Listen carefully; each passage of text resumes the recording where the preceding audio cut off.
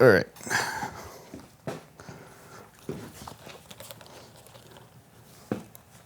These are the Rode Wireless Pros. They come in this little case here. Sorry, I'm looking at my monitor up there. I clip them on here. Sometimes I use a little magnet that goes onto the back side of that. When you pull them out of the case, they start recording.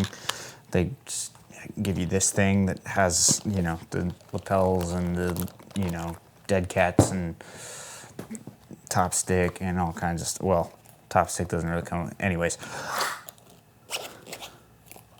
this video is not about these or any specific piece of gear. This video is about gear. Because I, much like you, if you're watching this probably, love gear. I love getting new gear. I have a 60 watt something over here. I have this little like top down situation. I have these guys back here that are, you know, these cool little TV lights. They're meant to go like behind your TV. I'm shooting on an FS7. I have another FS7 over there. I've got a Blackmagic somewhere around here. I've got a kit of lenses. I've got a whole pickup truck of lighting gear and grip equipment. And gear is great, and it is a necessary piece of our jobs as filmmakers and freelancers and creatives. And nothing is bad about gear. But stop buying gear because it's gonna make you're gonna get it and everything is gonna be better, and then you will make your movie because now you have this piece of gear. Because you won't. And that is really me saying that for me. Specifically me of like 2 years ago, 3 years ago, 5 years ago. For so long, I think I spent so much of my time going, if only I had an L series lens with autofocus, something not vintage, something legitimate and like a real lens that would, you know, it would just work. I spent so much of my life and career like pining after that and being like, when I have this, I will get to make this. And the same thing went for these damn little microphones for way too long. I have a shotgun microphone that I use all the time. That's wonderful and great. It's how I did the entire daily vlog that I did for 6 months straight. Those videos sound awesome, like by and large. There's a couple that don't sound as good and whatever. There's quirks with using a shotgun mic, but like by and large, I have that thing pretty dialed. And for so long, I spent so much time thinking, if only I had X, I would be able to do Y. And like the reality is like you have the gear you need to make something. So go make something. And eventually you will get past that point where you're thinking specifically about gear, and now you're thinking about what can I tell? What can I do with the resources available? My co-director and I say the best you can do given the circumstances. That is the key. That is exactly how we are making this movie that we're making in some 60 days. Is not around like, what's the perfect version of this movie? It's like, what is the version of this movie that we can make? There's a $100 million version of this movie. There's a $1 million version of this movie, and there's the version of this movie that we are making. And that's the right version because it's the one we can make. I would love for us to have $1 million to go make this movie. It would make things a lot easier. It would make things a lot less stressful. It would solve a lot of problems, but it also would not be necessarily as fun. It might be way more stressful. And that's important, I think, personally. I think that's like really important. The same goes for YouTube. Specifically YouTube, I spent so long being like, man, if only I had good lapel mics, I would have 1 million subscribers. I got good lapel mics. I don't have 1 million subscribers. That's okay. And the reason I don't have 1 million subscribers is not because I didn't have these earlier. It's because I didn't make videos earlier. I didn't make more videos. I didn't make better videos. And this does make for better audio, better videos, but it's not the only thing. And I think if I had focused more on writing and presenting on camera and making things engaging, making my edits better, because I'm kind of lazy and I will shoot something and then edit it like fine. I'm like a good editor, but I'm not a great editor because I don't care enough. And that's okay. I don't need to be a great editor. Hopefully, I'll have a great editor somewhere in there. But the point is, don't let gear hold you back from making something great. And furthermore, do not buy gear thinking it will make you great.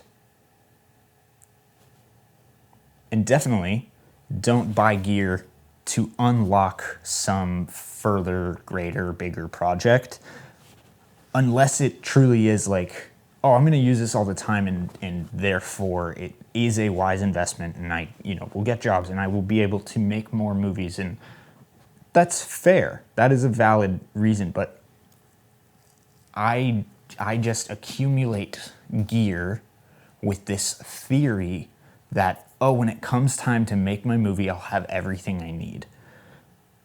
I don't. I still don't. I'm coming time to make my movie in 60 days, and I still don't have everything I need. So it shouldn't be holding me back from making my movie, because we're still gonna find all the gear that we need. We're gonna rent some, we're gonna borrow some, we're gonna have people on set that have their own gear that they are willingly and kindly bringing to set. It's awesome, but it's not a restriction for me to make the thing, because the actual hindrance to making the thing is me sitting around going, oh, if only I could make the thing. Just go do it. That's pretty much this video. I don't know. I just spent so much time wishing for these. Do I love them? Yes. Have they made my life easier? Absolutely. Since I bought them, I made a great short film. Used them on a lot of documentaries. Great. Awesome. But that doesn't, I don't know, man. Like, I think these are such a great illustration of, like, this $400, $300, I don't even remember. See, that's the other, I don't even remember how much money I spent on this. That should tell you that it's not that big a deal or that game-changing. Because if it was really game-changing, I would be like, oh, this is the best X amount of money I ever spent. It's not. It's not. It is not. Maybe I could say that about a light, but ultimately, like, if I could replace this light with something better, I would do it immediately. But I don't have the money to do it, and so that's the light that's working. Same with this. It's rad. I'm making cool things. I like this setup a lot. Like, this looks cool. It feels like me. It feels like, I do feel like a little more country than I am, like wearing this and like the tools and stuff. But also, I like that stuff. I like working on my house. It's fun. I like working with my hands on camera stuff. Cool. Building sets. That's awesome. So Anyways, I'm truly just rambling at this point. Go make cool things. Don't let gear stop you. And like, I say it constantly on here in the 3 videos I posted before this one this year, but like, making these videos, me to you, is truly about me just like putting the reps in, getting something made, putting it out. It's not supposed to be perfect.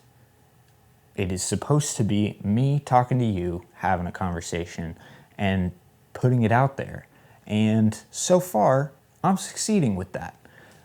The thing that I'm gonna pour my heart and soul and time and energy and money into is the movie that I'm making, and then the movie after that, and then the movie after the, you know? So, especially if you're getting into YouTube right now, and cameras and video and photo, do not let $400 or $100 or I think those are like $30.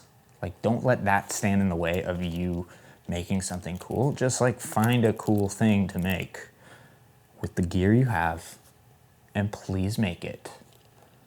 And then move on. And then spend your time working towards the thing that you really want to do, which in my case, making movies. In your case, maybe it's making sick-ass music videos. And we can talk about that. We can talk about how to make sick-ass music videos. But don't let your lenses, your whatever, your gear limit you on what you can make. Okay, I think that's it. See you sometime, whenever I feel like making another one of these and have time and want to. Bye.